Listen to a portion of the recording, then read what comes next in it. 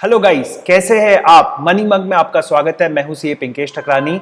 इस वीडियो के अंदर में हम लोग बात करने वाले हैं एसबीआई कार्ड के बारे में। आप में से कई लोग होंगे जिसने एसबीआई कार्ड का शेयर लिया। कई लोगों को आईपीओ में अलॉटमेंट मिला होगा।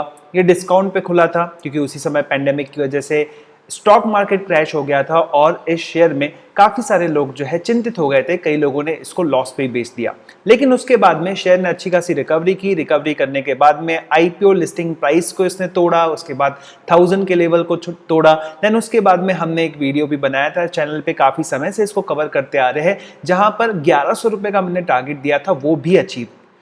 लेकिन उसके बाद में ये शेयर जो है करेक्ट हो रहा है और ये एक बियरिश मोड पे चले गया था, 1000 रुपए के नीचे चला गया था। अभी रिसेंट में कार्ली ग्रुप ने इसमें स्टेक भी बेचा, उसके बारे में भी बात करेंगे वीडियो में। इसके सपोर्ट लेवल और इसके ब्रेकआउट, पॉसिबल ब्रेकआउट के बारे में बात करेंगे। फ्यूचर कैसा है इस कंपनी का, इसके बारे में भी हम लोग बात करेंगे। कुछ यूजफुल इंसाइट्स मैं आपको दूंगा, इससे आप ये डिसीजन ले पाएंगे कि आपको इस शेयर को होल्ड करना चाहिए कि नहीं, इसको सेल तो नहीं करना चाहिए, या इस पे एंटर करना चाहिए कि नहीं करना चाहिए। तो वीडियो को अंत तक देखिएगा, काफी यूजफुल ये वीडियो आप लोगों के लिए होने वाला है। और अभी तक आप लोगों ने मनी मग को सब्सक्राइब नहीं किया है तो जल्द से जल्द नीचे जो है बेल आइकन दबा दीजिए, और ताकि आपको हर अपडेट मिलती रहे, हर वीडियो आपको मिलता रहे। और अभी तक आपने वीडियो को लाइक नहीं किया है तो लाइक भी कीजिएगा, बिकॉज इससे हमको एंकरेजमेंट मिलता है। तो सबसे पहले थोड़े बेसिक समझ लेते हैं एसबीआई कार्ड के बारे में। ये शेयर चल रहा है 1017 पर और आप देख सकते हैं इसका मार्केट कैप। जी हाँ दोस्तों, किसी भी कंपनी का मार्केट कैप जरूर देख लीजिएगा। ये है 95,000 करोड़ का, यानी कि लगभग 1 लाख करोड़ रुपए का इसका मार्केट कैप है। जोमेटो से थोड़ा कम है। वैसे जोमेटो को बहुत ज्यादा वैल्यूएशन मिल रहा है, लेकिन आप देखिए यहां पर इसका पी चल रहा है 106 पर, यानी कि ये साफ साफ दिखता है कि ओवर वैल्यूड कंपनी है और बजाज फाइनेंस से भी ज़्यादा इसका जो है वैल्यूएशन यहाँ पर दिख रहा है।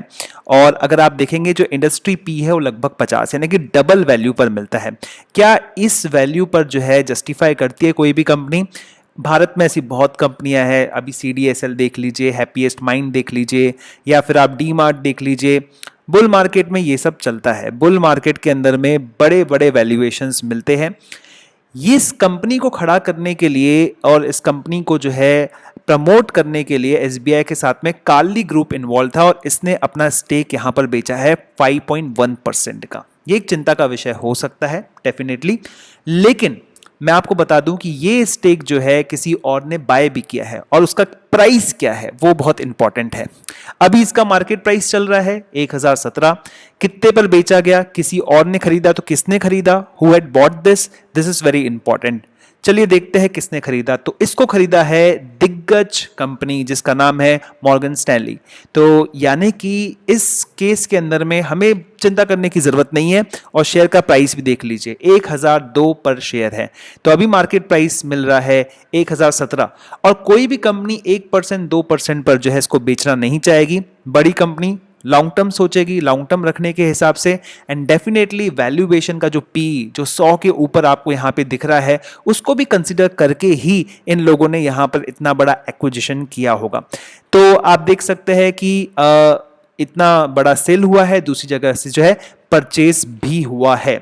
अब इसके बाद में देखिए एसबीआई कार्ड ने 500 करोड़ रुपए का कैपिटल भी रेस किया। आप इसे बोरोड कैपिटल कह सकते हैं, बॉन्ड्स इशू किए, और ये रेट बहुत इंपॉर्टेंट है, 5.5%। तो ये इनका जो है कॉस्ट ऑफ बोरोइंग है। अगर इसके ऊपर ये लोग जब लोन देते हैं या कोई भी इंसान क्रेडिट कार्ड स्वैप करवा के उसके बाद उसको ईएमआई में कन्वर्ट करता है, तो ये इस पे कितना चार्ज करते हैं। और क्रेडिट कार्ड कंपनीज इसीलिए बदनाम होती है बिकॉज वो बहुत ही high rate of interest charge करती है। 36% 48% तक चले जाता है। कंपाउंडिंग होती है उसके अंदर में, कस्टमर्स को पता नहीं चलता है, फिर चार्जेस एंड ऑल बहुत सारा।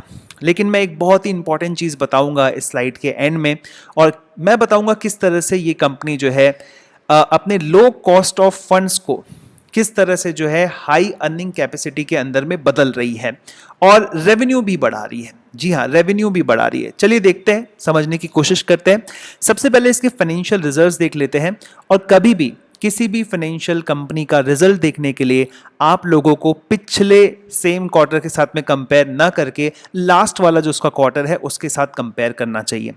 रीजन है इसके पीछे बिकॉज पिछले साल लोन बढ़ गए, वो लोग तो लोन का यूज़ कर रहे हैं, उसका रीपेमेंट कर रहे हैं। पिछले क्वार्टर में क्या हुआ, क्योंकि वहाँ उसका बेस है। आप किसी भी कमोडिटी कंपनी में या फिर किसी एफएमसीजी कंपनी में कह सकते हैं कि भाई सीजन के हिसाब से, क्वार्टर के हिसाब से जो है सेलिंग कम ज़्यादा होती है, लेकिन यहाँ पर लोन बढ़ना चाहिए और loan should be plus. Comparable footing जो है इसका प्रीवियस क्वार्टर ही रहेगा। तो आप देखेंगे 175 करोड़ रुपए का प्रॉफिट था इनको Q4 FY21 में, मार्च के क्वार्टर में, और जून के क्वार्टर में 305 करोड़। पिछले साल के सेम क्वार्टर के मुकाबले कम है, लेकिन लेकिन लेकिन लेकिन ये वाला क्वार्टर कौन सा था? ये था सेकेंड वेव वाला क्वार्टर, जिसमें हम सब लोग डरे हुए थे, पूरा देश डरा हुआ था। और इंटरेस्टिंग बात इसके अंदर में देखिए, आप इसके ग्रॉस एनपीएस को देखिए। ग्रॉस एनपीएस जो कि 5% थे इनके, ये जो है कम होकर आप देखिए कितने आ गए हैं, 3.91। ये बहुत ही एंकरेजिंग चीज हो गई। इनके नेट एनपीएस देखेंगे तो वो भी कम हो गए। जहां सभी फाइनेंशियल कंपनीज के एनपीएस बढ़े जा रहे हैं, इसने काफी अच्छा परफॉर्मेंस यहां पे करके दिखाया है। और इसका ईपीएस जो कि 1.87 का है, वो डबल हो गया है। डबल से थोड़ा सा कम आप देख सकते हैं, यहां पर जो है 3.24 हो गया है। तो दैट्स रियली वेरी ग्रेट। और ये क्वार्टर ऑन क्वार्टर बेसिस से 73% का जो है पैट में आपको इजाफा दिखा रहे हैं। हालांकि अगर इनकी जो टोटल हम लोग इनकम की बात करें तो वहाँ पे क्वार्टर ऑन क्वार्टर बेसिस से 1% का फॉल आया है। सेकेंड वेव को कंसीडर करने के बाद अगर आप 1% कम भी आपका डीग्रो होता है तो भी चलेगा, कोई दिक्कत वाली बात नहीं है। और अगर हम लोग इनके पीबीटी की बात करें तो 75% का इसमें इंक्रीज आया है, हम क्वार्टर ऑन क्वार्टर बेसिस भी बात करें तो। यानी कि रिजल्ट अच्छे थे जून क्वार्टर के, और बाकी जो जितनी भी फाइनेंशियल कंपनीज थी उनका इतना एंकरेजिंग रिजल्ट नहीं था। अब इनका एक और चीज जो मैं हमेशा एम्फेसिस करता हूं किसी भी फाइनेंशियल कंपनी में देखने के लिए, वो होता है नेट इंटरेस्ट मार्जिन। अभी हमने देखा था उन्होंने 500 करोड़ रुपए रेस किए थे 5.5% से, और वो लोग जब पैसा देते हैं तो क्या इंटरेस्ट चार्ज करते, दैट इज इंपॉर्टेंट। तो जो पैसा वो देते हैं और क्या इंटरेस्ट चार्ज करते हैं, उसका एक डिफरेंस आप समझ लीजिए, उसको कहते हैं नेट इंटरेस्ट मार्जिन, और वो है 14.8। यानी कि आप इसमें सिंपली अगर 14.8 प्लस कर देंगे तो उतने के बराबर, लगभग 20% के ऊपर हो गया। तो 20% के हिसाब से एवरेज ये लोग अपने कस्टमर से पैसा चार्ज करते हैं। तो ये एक स्ट्रेंथ होती है। और लास्ट ईयर जब इसका आईपीओ आया था तब मैंने आपको ये एम्फसाइज किया था कि 16% के करीब का उसका नेट इंटरेस्ट मार्जिन है, वो काफ़ी अच्छा है। तो मार्जिन जितनी बड़ी रहेगी उतना ज़्यादा अच्छा प्रॉफिट आएगा। आगे देख लेते हैं इनके कुछ कैपिटल एडिक्वेसी, जो मैं हर एक फाइनेंशियल इंस्टीट्यूशन में देखता हूं, बैंक हो या एनबीएफसी हो या फिर कोई भी फाइनेंशियल कंपनी, जैसे कि फाइनेंस देने वाली कंपनी जैसे कि एसबीआई कार्ड। तो आप देखेंगे बहुत ही शानदार कैपिटल एडिक्वेसी है, 26%। अगर मैंने ऐसी कोई और दूसरी कोई बैंक वगैरह देखी तो स्मॉल फाइनेंस बैंक्स देखी है, जैसे कि उज्जीवन स्मॉल फाइनेंस बैंक हो गया, जहां पर बहुत ही शानदार कैपिटल एडिक्वेसी है, या फिर क्रेडिट एक्सेस ग्रामीण देखा, बहुत ही शानदार कैपिटल एडिक्वेसी है। और वहां पर आप देखेंगे हमेशा आप पाएंगे कि उनका नेट इंटरेस्ट मार्जिन भी काफ़ी अच्छा होता है। तो ये मजबूत स्ट्रेंथ को जो है दर्शाता है, और ये जो है टिके रहने को, सस्टेनेबिलिटी को जो है दर्शाता है। तो बेसिकली जो है ये काफ़ी इंपॉर्टेंट पॉइंट्स है, और यहाँ पर एंकरेजमेंट मिलता है यहाँ पर निवेश करने के लिए। देखिए कई सारे निवेशक कहते हैं कि हमको ऐसी बैंक के साथ में जुड़ना है जो कि एचडीएफसी बैंक बने। तो एचडीएफसी बैंक का मेन बेस क्या है? रिटेल। और ये एग्जैक्टली एसबीआई कार्ड रिटेल में ही फोकस्ड है पूरी तरह से। आप देखिए कुछ ऑफर्स मैं दे रहा हूँ, वैसे यहाँ पर मेरी डिटेल्स डली हुई है बट इतनी सिग्निफिकेंट नहीं है कि इस डेटा से आप कुछ छेड़छाड़ कर सकें। तो बेसिकली एक बहुत अच्छी फैसिलिटी दूसरे क्रेडिट कार्ड्स में शायद आपको नहीं मिलती है, वो है एनकैश। यानी कि ये आपके घर में पैसा भेज देंगे, आपके बैंक अकाउंट में पैसा भेज देंगे। देखिए मेरे को जो ऑफर दे रहे हैं सबको यही ऑफर है, 2,40,000 का ऑफर दिया हुआ है, और 15.75% के हिसाब से। तो दैट्स रियली वेरी गुड। अगर आप क्रेडिट कार्ड से स्पेंड करते हैं तो आपका खर्चा होता है, लेकिन आप सोचेंगे कि भाई मेरे बैंक अकाउंट में क्रेडिट कार्ड का लिमिट का पैसा आ जाए। बहुत सारे लोग जो है हो सकता है कि इस पेंडेमिक में जूझ रहे हो, उनको पैसा नहीं मिल रहे हो, क्रेडिट कार्ड है एसबीआई का, वो लोग ले लेंगे पैसा। ये इनके रेवेन्यू ग्रोथ का है। और क्रेडिट कार्ड का पेमेंट तो भाई सबसे पहले किया जाता है, बिकॉज इसके चार्जेस बड़े ही ऐसे रहते हैं जो कि कंपनी के सीधा जो है बॉटम लाइन पर आते हैं, सीधा जो है उसके प्रॉफिट्स को जो है बढ़ा देते हैं। इसीलिए डरा हुआ रहता है इंसान थोड़ा। और एनपीए हो गया, अगर यहाँ पे एनपीए हो गया तो दूसरी जगह भी उसको लोन नहीं मिलेगा, उसका क्रेडिट स्कोर जो है वो खराब हो जाएगा। और जिस तरह से बातें बताई गई जाती है अभी मीडिया के अंदर में, तो डेफिनेटली उससे जो है लोगों को थोड़ा अवेयरनेस आया है। अब मैंने कुछ परचेसेस भी की थी, और वो परचेसेस देखिए 2 परचेसेस यहाँ पर है, तो ये 6300 की परचेस है। हालांकि यहाँ पे मेरा एलिजिबिलिटी बनता नहीं है, लेकिन ये अभी क्या ऑफर कर रहे हैं, 12% के हिसाब से आप इसको ईएमआई में कन्वर्ट करवा दीजिए। खैर ये तो मैं पे कर दूंगा, मेरे को जरूरत नहीं है, पर 12% ईएमआई मतलब आप समझ सकते हैं। कोई भी फाइनेंस कंपनी आप मुझे बता दीजिए, कमेंट में बताइएगा अगर आपको पता हो तो, 12% से अगर आपको ईएमआई में कन्वर्ट करके दे रही हो तो। बगैर, हाँ, बजाज फाइनेंस आपको जो है 0 कॉस्ट में करके देता है, लेकिन प्रोडक्ट्स भी फिर आपको उस तरह के ऑफर करता है। लेकिन 12% बहुत ही जी ललचाए वाला ऑफर है। इसके पहले भी वो लोग 13% पर ऑफर दे रहे थे। तो मतलब ये जो है टॉप लाइन को बढ़ाना, टॉप लाइन मतलब जो टोटल सेल्स होती है, जो इनका रेवेन्यू होता है, उसको बढ़ाने के लिए ये बहुत काम आता है।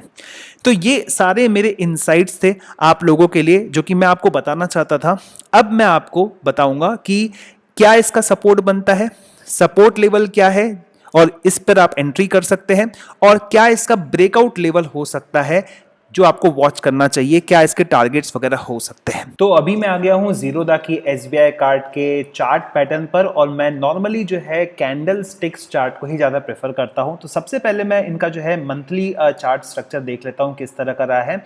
तो यस, मंथली में ये जो है आप देख सकते हैं कि यहाँ पर एक बहुत बड़ी सेलिंग आई, और ये था मार्च के महीने में। आप देख सकते हैं मार्च के महीने में एक सेलिंग आई, उसके बाद में 2 महीने लग गए, तोड़ नहीं पाया, और यहाँ पर फिर से सेलिंग आ गई जो कि जून के महीने के अंदर में थी, और उसको जो है ये महीना, जुलाई का महीना, तोड़ने की कोशिश कर रहा है, लेकिन तोड़ नहीं पा रहा है। तो डेफिनेटली यहाँ पर एक बियरिश मोड दिखता है। लेकिन अगर हम लोग बात करें जनवरी से लेकर अभी तक जो है इसमें एक बुल रन चल ही रहा है।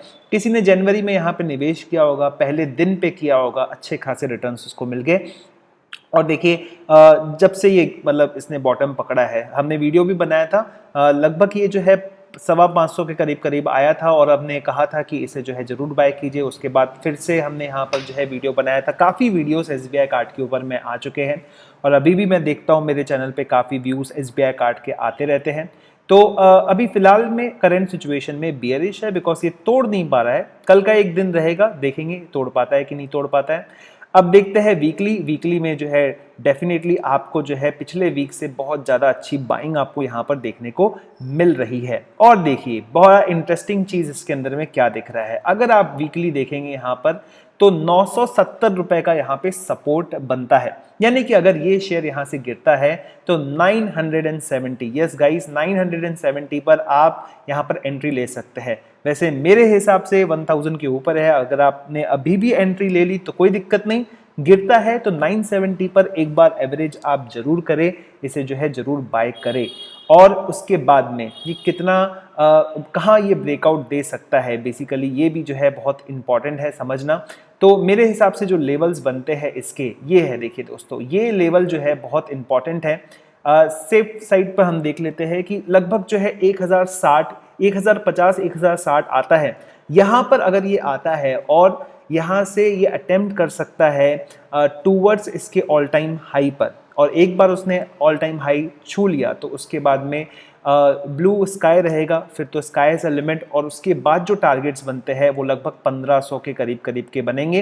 हालांकि उसको टाइम लगेगा, इतनी जल्दी नहीं होगा, लेकिन कंसीडरिंग द प्रेजेंट प्राइस, अगर प्रेजेंट प्राइस की बात करें 1017 जो इसका प्रेजेंट प्राइस है अभी, अगर हम लोग बात करते इमीडिएट टारगेट की तो इमीडिएट टारगेट इसका 1050 तो बनता ही है।